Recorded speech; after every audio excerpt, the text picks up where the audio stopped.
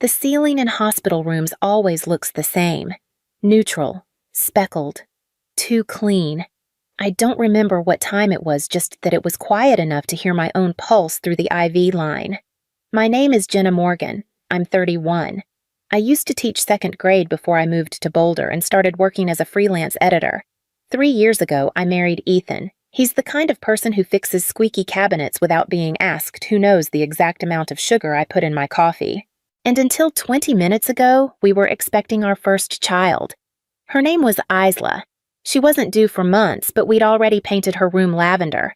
We had a mobile above the crib that played soft piano lullabies. Ethan said the melody reminded him of snow. I was 18 weeks along when the bleeding started. I knew before the monitor, before the ultrasound tech frowned, before the doctor came in with his voice full of unfortunately. I just knew. They let me rest in the room after. I think they assumed someone was coming, but I hadn't told anyone yet. Only Ethan.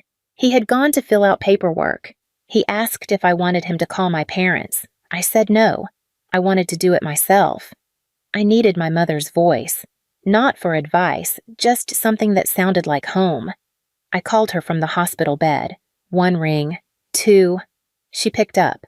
Her voice was cheerful, almost too bright. "Hi, sweetie. Everything okay?" I didn't answer right away. My throat locked. My fingers curled tighter around the edge of the blanket. Then I said it. "I lost the baby." A pause. Not long, but enough. Then she said, "Oh, honey, I'm so sorry. Can I call you back? We're at Avery's gender reveal. The confetti cannons are about to go off." I blinked. I thought I misheard her. "What?" "You know we've been planning this for weeks. Avery wanted it outdoors, sunset lighting, all of that. Everyone's here. I'll call you right after. Okay, love you." Click. That was it. The phone screen went black in my hand. I didn't cry. I didn't scream. I didn't feel anything at all. Just stillness. And that was the moment I realized grief doesn't stop the world. It just stops yours. Ethan returned a few minutes later with a paper cup of water and his jacket over his arm. He took one look at my face, and whatever was in his hand fell to the floor. "What happened?" he asked. I just looked at him. I didn't even whisper. I mouthed the words. "She said she's at the party. We found out we were pregnant on a Wednesday. It had snowed that morning in Boulder, but the sun came out by noon. Ethan was in the kitchen making tea. I walked in holding the test, my hands shaking my face somewhere between terrified and overjoyed. He looked at me once and smiled like he already knew. We didn't tell anyone at first, just us and the quiet. At night, we lay in bed and whispered about names. Isla came early. I don't remember how or why. It just fit. Soft, brave. Already hers. I started collecting little things, books about clouds, a pair of white socks with yellow ducks. Ethan ordered a humidifier shaped like a whale. We spent one Sunday afternoon hanging curtains in her room, then sat on the floor eating sandwiches, imagining what she might be like. When I finally told my parents, my mom, Diane, sounded prepared.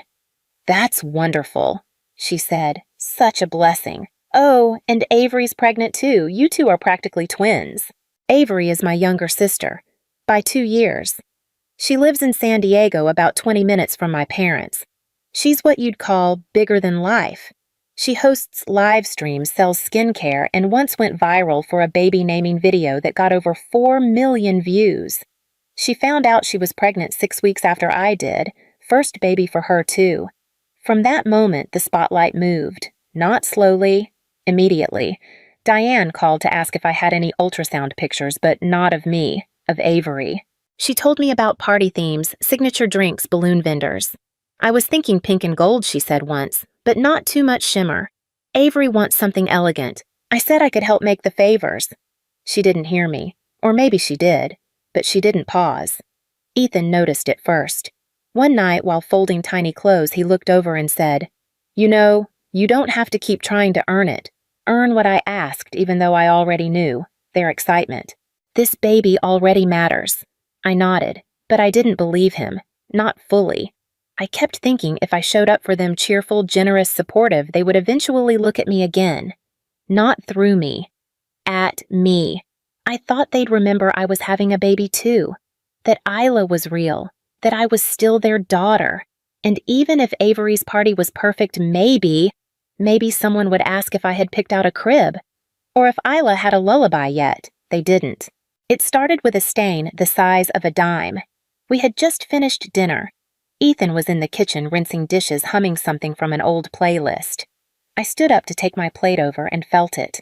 Not pain, just something. I looked down. A spot. Dark red. Sharp against pale cotton. My first thought wasn't fear. It was denial. Maybe it's normal. Maybe it's just the stretching, the shifting. I'd read about this. Some women bleed and go full term. I went to the bathroom and sat on the closed toilet lid for almost 15 minutes, just breathing, counting, hoping it would stop. It didn't. Ethan found me there, my hands shaking, holding a towel that was already too wet. He didn't ask questions, just grabbed the keys, helped me into the car, and drove like someone holding their breath. The emergency room lights were too bright. Everything smelled like sanitizer and something older metal and waiting. The nurse at the desk asked questions in a calm, even voice. How many weeks? When did it start? Any cramping? First pregnancy, I answered everything with a nod, or a whisper, or nothing at all. They brought me back quickly, hooked me to monitors, took blood, asked me to change into a gown. Ethan held my shoes while I did. His hands wouldn't stop fidgeting. The ultrasound technician didn't speak. She moved the wand, pressed, tilted her head, frowned. I'll be right back. It took 12 minutes. I counted. 12 minutes of white noise and cold gel and Ethan squeezing my hand like he was afraid I'd float away. Then the doctor came in. Young, crisp, kind in that practiced way that says he's done this before. There's no heartbeat, he said. I'm sorry. That's the part people always remember in movies. The cry, the scream, the collapse. But grief doesn't always perform. Sometimes it just sits. Heavy. I nodded, like he'd told me the weather. He explained what would happen next, what they recommended. He said words like incomplete viability procedure. I didn't retain any of it. They moved me to a quieter room, gave me a blanket, offered water. I kept looking at the IV bag, watching the bubbles rise like little lives I couldn't hold on to. Ethan sat beside me in one of those hard plastic chairs. He had my phone in his hand, thumb hovering. Do you want me to call someone? He asked. I shook my head. Then after a while, I took the phone back. My hands were cold. My throat burned. I'll call, I said. Just Mom. I think I still believed that if I said the words to her, the pain would feel more real, and less mine alone. We came home the next morning. Ethan carried the hospital bag. I carried nothing. The nursery door stayed closed. Neither of us mentioned it. Grief doesn't announce itself. It doesn't cry on cue. Sometimes it just settles into the corners of a room and waits. I sat on the couch for most of the day. I don't remember if I moved. Ethan brought me soup. It got cold. He sat beside me reading headlines he didn't care about just to fill the quiet. That night, I turned my phone back on. 17 unread messages, 3 missed calls, none from my mother. I didn't open any of them. Instead, without thinking, I opened Instagram. It took a second to load. Then, there it was. Avery stood in the middle of a sunlit lawn wearing a blush pink dress that caught the wind just right. My mother Diane was behind her holding a mason jar filled with pink lemonade. Confetti rained down around them, shimmering pink strips caught in the air like laughter that didn't belong to me. Everyone was smiling, clapping, reaching for their phones. The caption read, "It's a girl. Baby Sutton coming this spring. Couldn't be happier." I stared at the screen until it blurred. Ethan was sitting beside me. He didn't look over. He didn't have to. They posted it last night, I said quietly, while we were still in the hospital. He said nothing, just reached for my hand. I let him, but my fingers didn't tighten back. They knew I whispered, and they still went ahead with the party. In the days that followed, I moved through the house like a visitor in someone else's life. I stopped opening drawers, stopped trying to eat. The lavender walls of the nursery seemed to hum behind the closed door. I could almost hear the mobile over the crib playing the lullaby I'd chosen weeks ago. But I never opened it. 10 days after we came home, my phone buzzed again. A message from my mother. "Hi, sweetie. Just checking in. If you're not going to use Isla's things, Avery could really use the crib and bassinet. She's starting her nursery this week and it would help a lot." I read it once, then again, then a third time. Each time something settled lower in my chest. Not just sadness, not just hurt, something colder. Not a single sentence asking how I was. Not even Isla's name. Just a quiet repurposing of a life that had barely begun. Ethan read it too. I didn't need to explain. He stood, walked to the kitchen, came back empty-handed. We should give them something, he said. Just not what they asked for. I looked at him. His voice was calm, steady. But behind it there was something else. Not anger. Conviction. That night I couldn't sleep. I sat up in bed staring at the hallway, the door to the nursery just barely visible in the dark.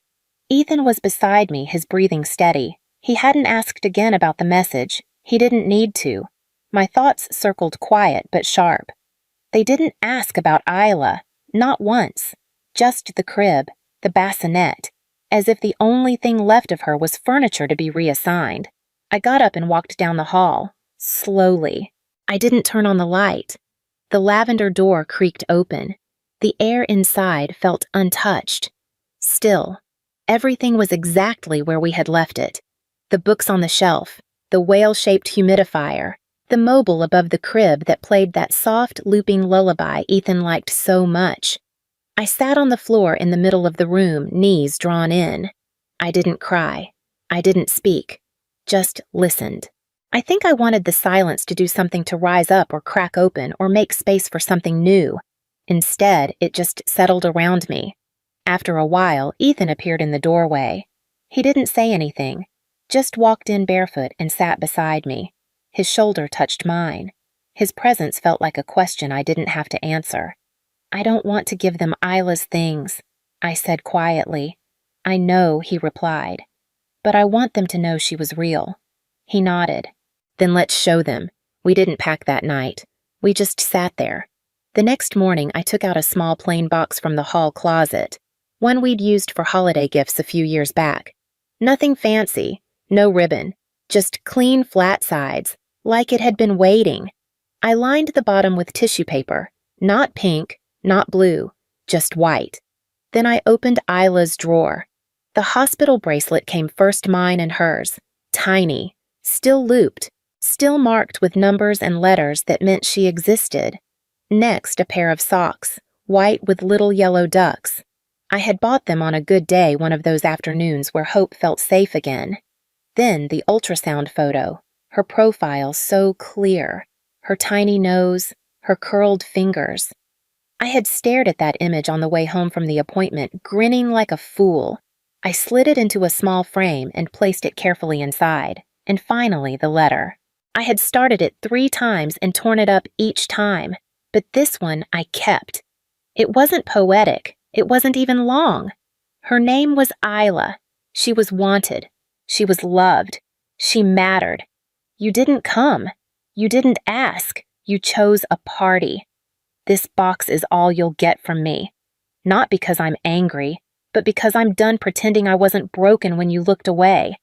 I folded it in half and laid it on top of everything else. Ethan closed the lid, taped the edges. We didn't wrap it. Didn't label it. Just a box. Quiet. Heavy. We didn't say much the rest of the day. There was nothing left to explain. Everything I had carried, every ache, every silence, every imagined conversation I never got to have was inside that box now. Not for revenge, for truth, for Isla. We didn't call ahead.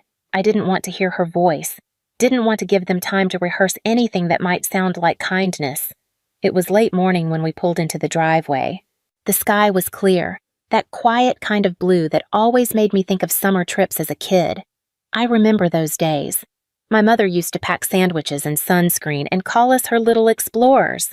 Funny how easily some memories fade and others refuse to leave. Ethan parked the car engine still running. He looked at me once, not asking, not prompting, just making sure I was ready.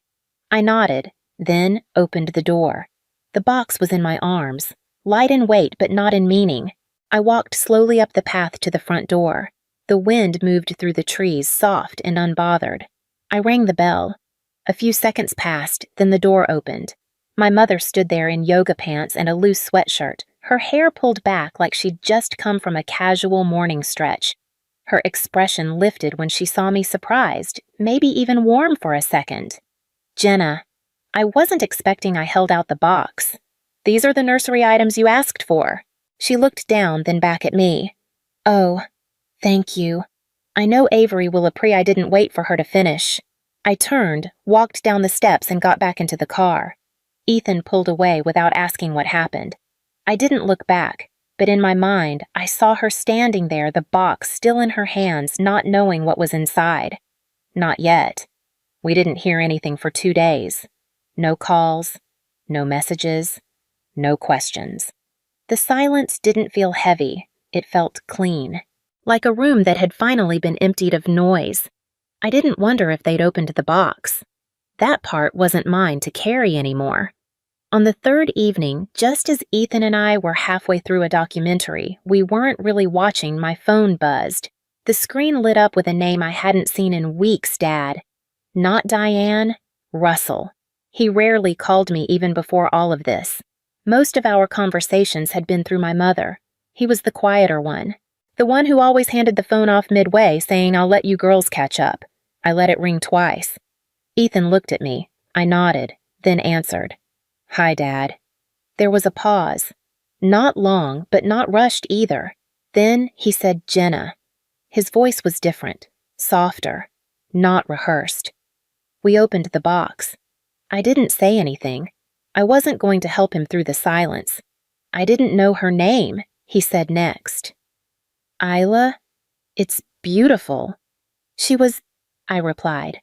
Another pause. "I don't know what to say," he admitted. "I'm not looking for anything I said. Not anymore." He cleared his throat the way he always did when something didn't sit right. "Your mother," she cried, when she saw the socks. I felt my breath catch, not in grief, but in surprise. Somehow I hadn't pictured tears. I had imagined silence, maybe even discomfort. But not that. "She said she didn't know you were hurting that deeply," he added. I kept my voice steady. "She did," I said. "She just didn't want to deal with it." He didn't argue. That more than anything told me he finally understood. "I'm sorry," he said quietly. "We both are." I didn't say it's okay, because it wasn't. I didn't say thank you, because I wasn't grateful that it had taken this much for them to finally see. "I needed you to see her," I told him, not just as something sad that happened to me, but as someone who was real, who existed. Another silence. But this one didn't feel like avoidance. It felt like space, like he was letting the truth settle. "We're not taking the crib," he said. "She doesn't need it. It belongs to Isla." That was the first thing he got right. When I hung up, I stayed still, not shaken, not angry, just still. Ethan looked over. What did he say? I met his eyes. They opened it, and they cried. Ethan exhaled, then pulled me closer, and for the first time in weeks, I let him. Later that night, I opened the nursery door. I hadn't been in there since the box. Since I folded the letter and closed the lid and decided that silence could speak louder than begging to be seen. But something had shifted. Not fixed, not healed, just different. The air in the room felt softer somehow, like the grief had taken a breath too. I walked in barefoot, my fingers brushing the edge of the crib. It was still made up the way we left it, sheets smooth, blanket-folded mobile gently swaying with the air I brought in. I sat in the rocking chair. For a while I didn't move. Then I stood and opened the drawer beside it. Inside was a small frame, the same ultrasound I had placed in the box, but in a second copy. Isla's profile. Clear. Sharp. Hers. I took it out, wiped a bit of dust from the glass, and set it on the shelf above the crib. Next to it I lit a candle. No scent, no label. Just a small flame that flickered quietly like it knew how to be present without asking for attention. Then I reached into the bottom drawer and pulled out the last thing, a small gold nameplate. We'd ordered it early, probably too early, back when we thought we had time. It said Isla Grace. Just that. No dates, no explanation. I held it for a moment, then mounted it on the wall right above the shelf, right above her. When I stepped back, the room didn't feel like a grave. It felt like a memory, one I was allowed to keep. Ethan stood in the doorway watching me. He didn't say anything. Then softly, "How do you feel?" I looked around, at the frame, the flame, the name. Like I finally said her name loud enough, I replied that someone heard. We didn't speak after that. We didn't need to. Some stories don't end with apologies. They don't end with reunions or realizations or a dinner where everyone suddenly understands. Some stories just end, and in that space, something else begins. A few days later, I got a message from Avery. I didn't know until they opened the box. "I'm sorry." I didn't respond. Maybe I will someday, but not now. Because when I was bleeding in a hospital bed, she was throwing confetti. I don't blame her for being happy. I blame her for pretending not to notice when I disappeared. And as for my parents, they never asked for the crib again, and I never offered.